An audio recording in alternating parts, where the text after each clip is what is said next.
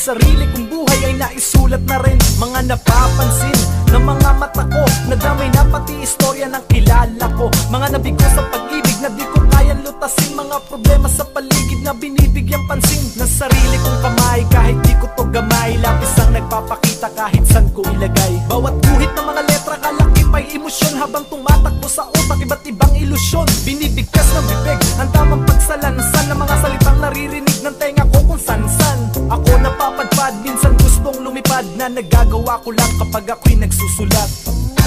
Minsan naisip kong itigil na ang lahat, sapagkat marami ang bumubulong. Ako ba'y nalilito?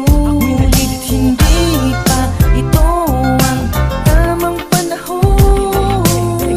Ako'y maghihintay ng pagkakataon. Sa pag-akot ng mga paa sa aking destinasyon, alam ko mahaba pa ang pila, parang may prosesyon.